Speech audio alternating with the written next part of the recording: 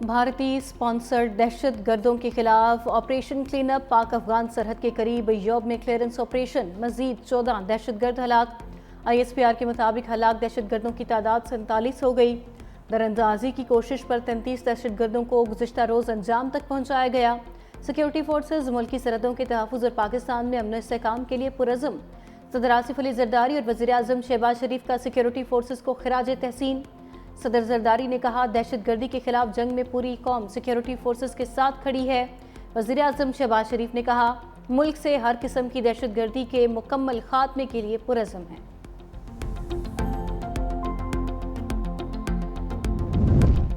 بھارت کو سفارتی محاذ پر بڑا دھچکا، کینیڈا میں ریپبلک آف خالصتان کا پہلا سفارت خانہ کھل گیا۔ سفارت خانہ گرو نانک گردوارہ میں قائم کیا گیا۔ گردوارے کی قیادت ہردیپ سنگھ نجر کے پاس تھی۔ بھارتی خفیہ ایجنسیوں نے ہردیپ سنگھ نجر کو کینیڈا میں قتل کروا دیا تھا۔ بھارتی ہائی کمیشن کا خالصتان سفارت خانے پر واویلا بھارت کی خود مختاری پر براہ راست حملہ قرار دے دیا۔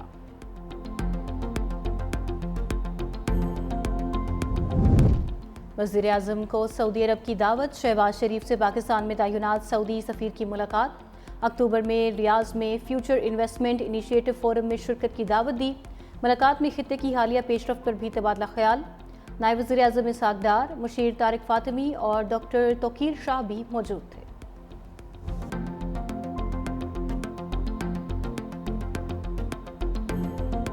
نے جس طریقے سے بھارت کو ایک عبرتناک شکست دی ہے، جس کے سکتے سے بھارت آج دن تک نہیں نکل پا رہا، آج بھی ان کے ایئر فورس کے چیف 4 مہینے کے بعد 3 مہینے کے بعد جاگ کر جو ہے ان کو کوئی خبر پتہ چلی۔ پہلے بھی منفی پروپیگنڈا کرتے رہے، ابھی بھی جھوٹا پروپیگنڈا کرتے رہے۔ اس سے بھارت کی جس اسٹیٹ آف شاک میں بھارت ہے اس کی عکاسی ہوتی ہے۔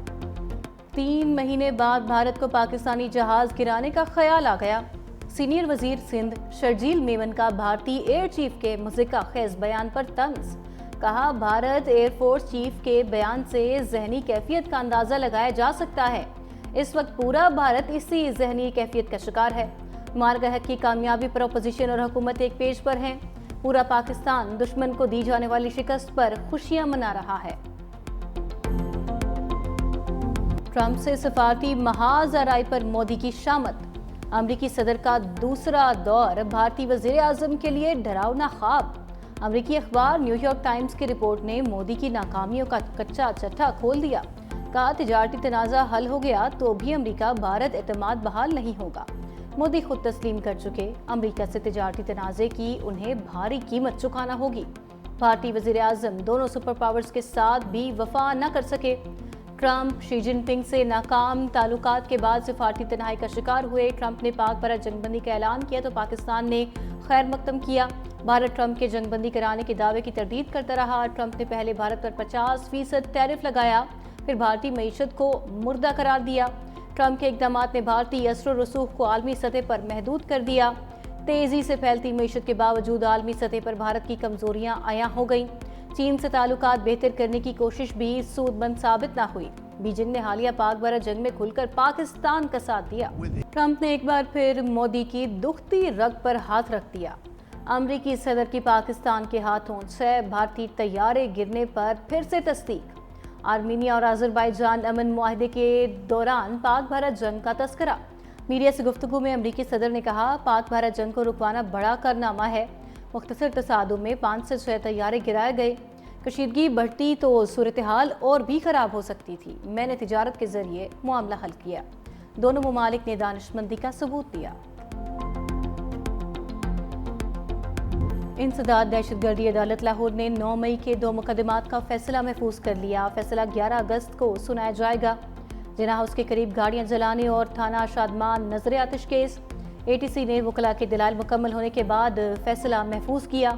یاسمین راشد، شاہ محمود قریشی سمیت متعدد ملزم مقدمات میں نامزد۔ تھانہ شادمان کیس میں 41 ملزمان شامل۔ راحت بیکری کے باہر گاڑیاں جلانے کے مقدمے میں 25 ملزمان نامزد۔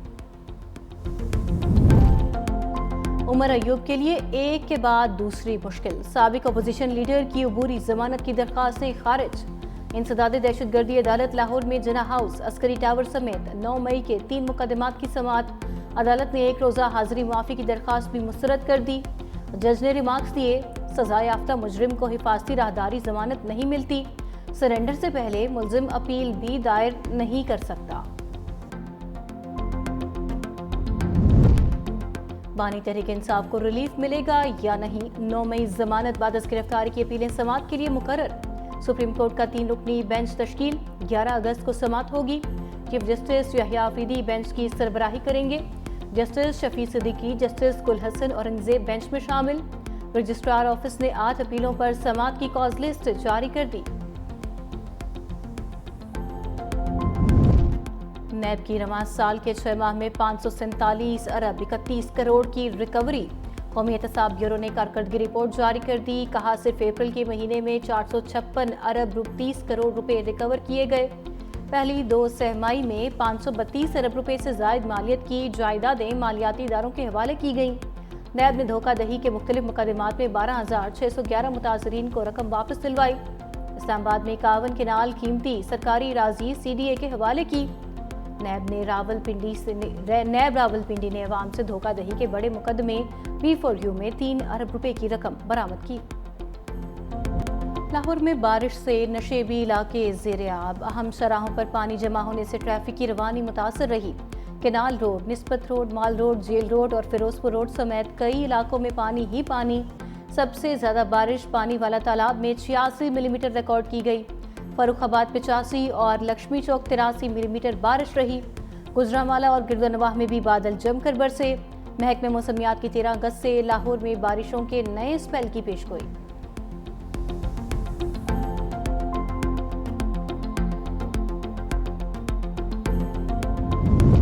पानी के बढ़ते दबाव पर दरियाओं में तुगयानी।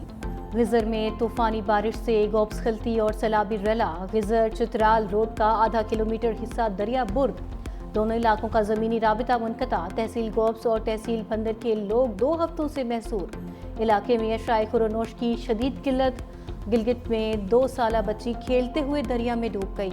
जहलम के करीब दीना में नाला गेहान पार करते 12 साला लड़की गिर गई। खैरपुर के करीब दरियाए सिंध में भी पानी की सतह बुलंद। कच्चे के 10 देहात डूब गए। हजारों एकड़ पर काश्त की गई फसलें मुतासर।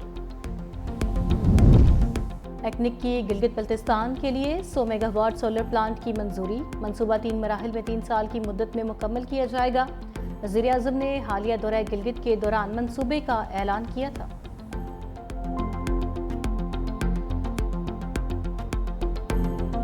मासूम लोगों का कत्ल व गारत करके अपने आप को बलोच कहते हैं। मैं तो कम से कम बलोच कहलाने के लिए आपको तैयार नहीं हूँ, आप सिर्फ दहशतगर्द हैं। हमारी नौजवान नस्ल को रियासत से डिसइंटीग्रेट किया जा रहा है। रियासत के खिलाफ एक मुनज़्ज़म साजिश करके आम बलोचिस्तानी के जहन में पूरी तरीके से जहर के अंदाज में घोला जा रहा है। बगावत करता है, उसके साथ मुज़ाकरात का कोई रास्ता नहीं होगा। इस मुल्क को ताक़यामत रहना है और इस मुल्क को इंशाअल्लाह ताक़यामत कोई गुज़र नहीं पहुँचा सकता। रियासत के खिलाफ बंदूक उठाने वालों के साथ मुज़ाकरात नहीं होंगे।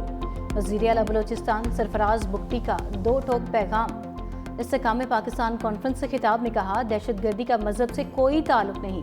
बलोचिस्तान को लाहासिल जंग की तरफ धकेला जा रहा है। पाकिस्तान को तोड़ने की साजिश करने वालों को मार्का हक में जवाब मिल गया। मेरे पाकिस्तानी होने की पहचान मुझसे क़यामत तक कोई नहीं छीन सकता।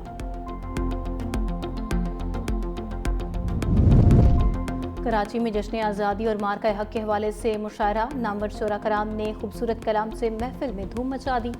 वज़ीर बल्दियात सिंध सईद गनी समेत दीगर शख्सियात ने शिरकत की। मुशायरे में सब्ज़ हिलाली परचमों की बहार। ख़वातीन और तलबा और तालिबात समेत बच्चे भी शरीक थे।